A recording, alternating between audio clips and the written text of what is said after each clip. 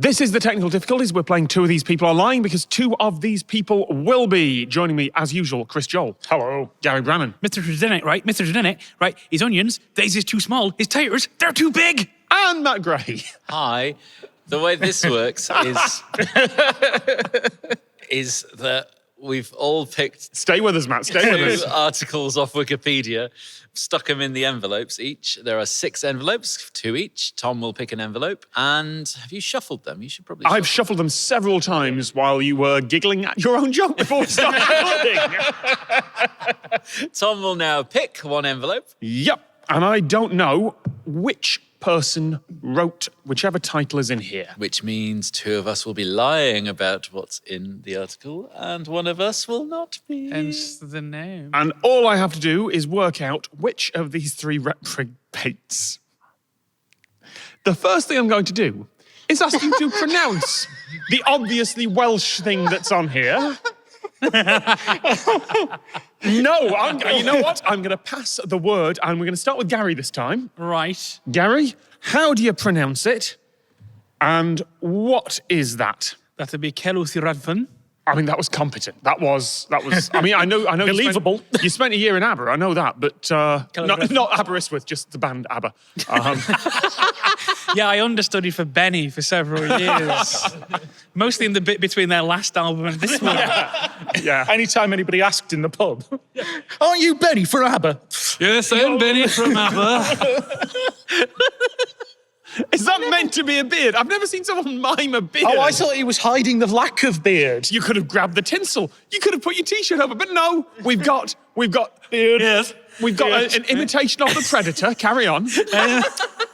Gary, the Welsh name. You pronounced that competently, I think. What is it? Yes, it is a dragon that lives, a mythical dragon that lives in a cave. As opposed to those actual dragons. This is Wales. Komodo dragon? It's a dragon in a kimono.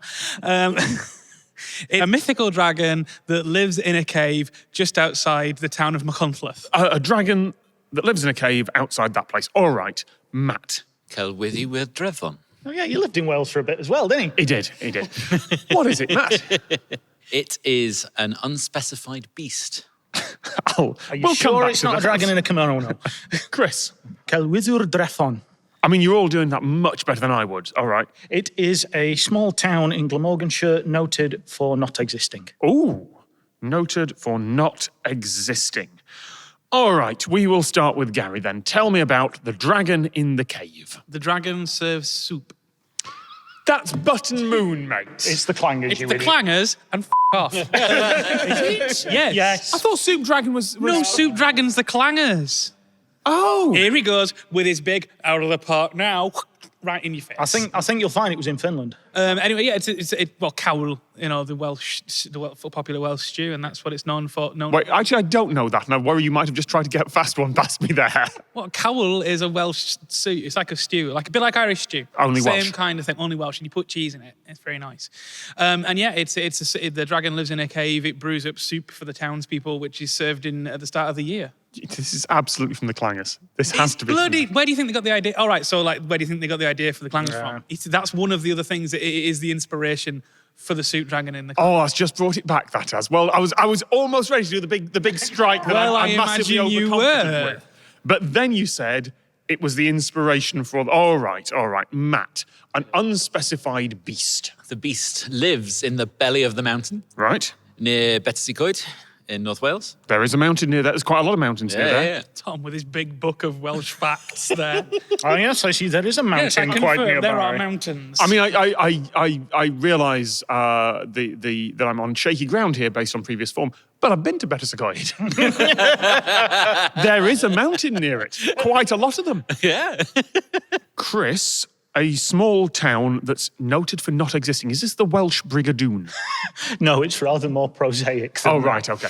Christmas Eve, 1831. Right. The Turnpike Trusts get together and decide they're not making enough money. Turnpike Trusts? Turnpike Trusts, people who owned roads, very big from the 1760s to the help me Gary, somethings. Adaptation of highways by local authorities, so probably about 1888. Between those times. Yep. And realise that they can make more money over Christmas and New Year for people travelling to see their families, particularly on Boxing Day with people who are poorer. So, in a rush with the local magistrate, they get this town created, which means they can put an entry and an exit gate, which serves the three companies and the 4 roads they control. So this town is a crossroads with a farmhouse on it, and then overnight 4 turnpike gates and 4 turnpike huts. Oh, that's such a good story. That's catnip to me. That's the sort of story I would end up in Wales at the ruins Looking of a for the turnpike gate. crossroads. I hope that's true. Because what you've just done is given me a video idea there, so thank you for that. Is it still there? Or is it just a historical... I don't know. I read about it. He's not talking about the 2 of these people are lying anymore. He wants to know if you can film a Yeah, video. just turn the cameras off. I don't know, because it didn't exist, but it did, but it didn't, so who knows where it's buried in the paperwork, I guess. All right. Since it's sort of marched on paper only. My favourite thing here is you got us all to pronounce it, not that any of the 4 of us speak any Welsh. Yeah, that's true, but he can tell. He can tell. It's in his book, you know, of Wales. Right. Gary, I think you've literally just got the phrase soup dragon and hoped that I did not know enough about the clangers to get that past me. Well, you didn't. You thought it was... But you said it was Button Moon, so it was right. That aside, I got the soup dragon reference, albeit to the wrong kids' TV show. But So I got it wrong, but I'm going to claim rightness. no, I'm gonna claim that you try and get a clangers reference past me. So I don't think it's you, Matt. Unspecified beast. I think it's either Matt or Chris. And Well, yes, because you crossed me Crossed out. his name out, yeah. I think it's Matt. And the reason I think that is because with the apostrophe in there, I think this is like 2 words combined together somehow. And I think that's more likely to be that sort of thing than a place that someone would invent for a toll gate. Matt, I think it's you, am I right? I showed Chris how to type the apostrophe on the label machine. The second I saw it, I went, that's Chris's, because he had to find out How to do an apostrophe. And I was scared it'd be a giveaway because, I needed some articles to be somebody's something to disguise it. What does it mean? You're going to hate me. Yep. What that means is this town is a lie. And not only is that a lie, but you won't find it on Wikipedia either. I made that up. So I could look you in the face and say, this town I'm telling you about is a lie. And the town was a lie. All 3 of you were lying, just in different ways. He was telling the truth because he was telling that town was a lie. That was He true. said from the very beginning that it was a lie, so that's the lie. It never existed. I want to play back the tape on that. That's unbelievable, Housery. Well done. Oh, I'm in awe. Wow. You probably want to take out the other envelope that says the same just to make sure it got picked as well.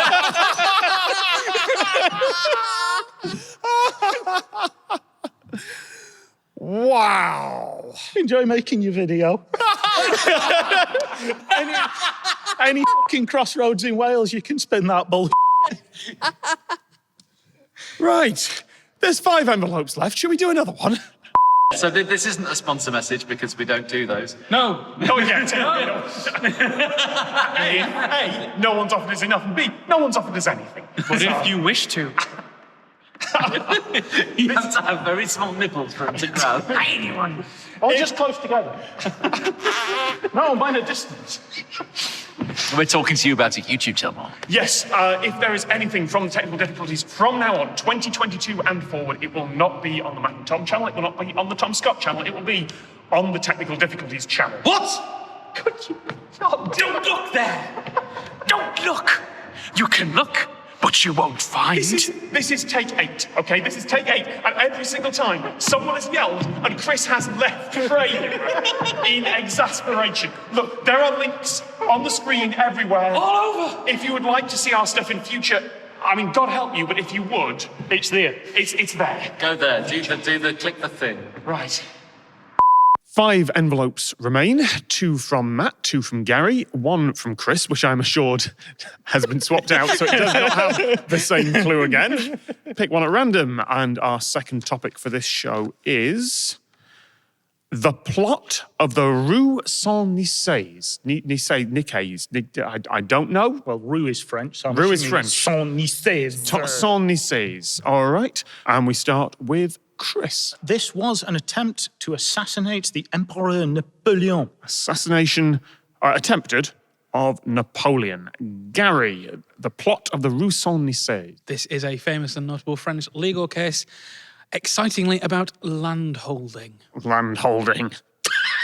The reason I'm immediately skeptical is I feel like this is you drawing from your vast knowledge of archives and such. But we'll see. You nailed me down in the last one as being too obvious in picking things of which I had some kind of contextual relationship to. You just can't do anything right for him, Right, can you? I? No. I mean, you can't do anything right if you mention something from history and archives, as you seem to do quite often. Do you know what archives contain, Tom? Everything. that happened in the... Matt, the plot of the Rue Saint-Nicaise. It's bloody historical as well. You didn't have a crack at it. yeah, but he assumes I know nothing. Right, yeah. It is a play about the attempted assassination of Emperor Napoleon. Lads, I realise we've been doing this show a while now, but you do not have to dick about with me every single show. There is no show without that, Tom. Right.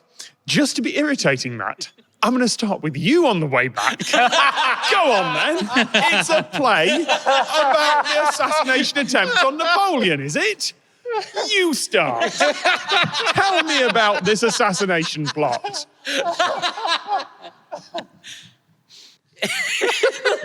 Who's the play by, Matt? Alan Bennett. No, it's not. You just tried to think of any playwright and you came up with Alan Bennett. Alan Bennett, sad northern poet, famed for his tellings of everyday life. To be fair, they did try to assassinate Napoleon nearly every day. I said it in an English accent. It's ALAINBENETTE. Alain Bennett. Alain Bennett. There happens to be, we're going to roll with this. We're going to roll with this as far as we reasonably can, Matt. There happens to be a French playwright whose name is Alain Bennett. I was walking along the Rue Saint-Michel on my way to get a tram car into Paris. I had just bought myself a cream horn with my friend Dudley. Dudley. Un Pierre. You've seen it, have you? Yeah, it's really good. Written in 1983. Really? Premiered at the Dewsbury Playhouse. Why am I writing this down? The Dewsbury Playhouse. That's a real thing. It's just a Wendy house in someone's back garden. It is. You. Is there a Dewsbury Playhouse? I'm not confirming anything because I don't want to incriminate my friend here.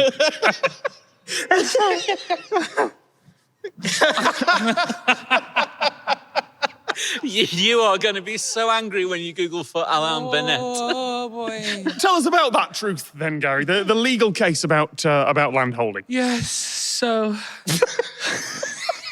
Come on, we've got to keep the It spirits up after Alain Bennett. You've got to be able to follow that with a witty repartee about ancient landholding. Come on. The road itself in Egypt, it's a former pilgrim's path. It goes through Amiens. Obviously, you can tell it's French by the name. And it turns out through a series of coincidences which need not bother us around this table. There was a dispute as to who owned the land because the route was going to be used for the construction of the TGV. And at which point it turned out that the land was in fact owned by, was found to be likely owned by a dog. The problem in the... I said through a series of things that need not concern it. It was likely owned by a dog, a Dalmatian, as it transpired, because of the way the land had been passed down through corporate and non-corporate entities. Are you sure it wasn't just someone from Dalmatia? Just because that I would was be... also a Dalmatian. That was the joke, Gary. Yes, Yes, I that's know. what I was saying. It turned out the dog might own it because it'd be passed through various corporate and non-corporate entities. So it ended up in one of those classic French court cases where, of course, the dog was called to the stand, did not make an excellent witness. But the challenge in it was partly the fact it was owned by the dog, but partly working out which dog, because of the many litters of puppies that would There have were happened 101 to choose from. since the original dog. See, I'm tempted to just cross this out and give Chris the point at this moment. Nevertheless, Chris, The plot of the Rue Saint-Nicaise. Was an attempt on the Emperor Napoleon's life in, I think, 1801. It's best known because of the play that was written about it in the 80s by Alain Bennett. There's going Check out. There's going to be a load of people under the age of 30 and outside Britain here who are going, I have no idea who Alan Bennett is. Just take a moment, Google it. It'll all make sense. Alan Bennett as Napoleon. Tricorn hat. Dour expression. So, of course, we marched into Spain. And, It was far too I couldn't warm. get on with the weather. Carry on, Chris. 1801 plot. I think it was 1801. It's another Christmas Eve special because of the tinsel. And they, hang on, let me remember all this in order. They got a big wine barrel, like a big distiller's wine barrel, and attached it to a cart. Didn't just put it on the cart, actually attached it to the cart and filled it full of grape shot and gunpowder and and then banded it with iron. And then parked it on the route that Napoleon was going to the opera on. Except not, because bad plotting. At one point, the guy who's meant to be on the wagon... When you say on the wagon. no, apparently Napoleon's coach driver was drunk. Oh, right, He okay. wasn't drunk. Gives like 30 sous to this little girl. And this is where it all gets a bit sad, because the little girl's holding the horse. The guy who's meant to trigger the fuse panics when Napoleon's gone past. She's still holding the horse while this guy's having a piss. And only innocent bystanders got exploded. Oh, right, okay. Napoleon apparently slept through the whole thing. Right. And they've worked out from his diaries that they think he was dreaming of a battle he lost and woke up screaming about it, where after his brain had put the explosion into his dream. And then he went and slept through the opera. Right. I like how he's talking about a gunpowder plot at the beginning of November. No, it's Chris. It's New Year. It's New Year. It's New Year. Chris New Year. I mean, do we need to? Chris, it's almost, if it's not Chris, I don't want to do the sort of Les Dennis, I'll give you the money myself. Oh, come on. Oh, come on. Chris. Yes, Yes, of course it is. I admire quite how far you ploughed forward with that, Matt. The snow was piling up. He was still going while he could breathe. Chris, thank you for putting something in there that was not a fake Welsh village. I mean, that never happened either. Oh, don't even start. And thank you, Tom, for starting with Chris, because if you think I had nothing. That's been our show. I haven't kept track of the points, and I hope you haven't either. I won that one. I won that one.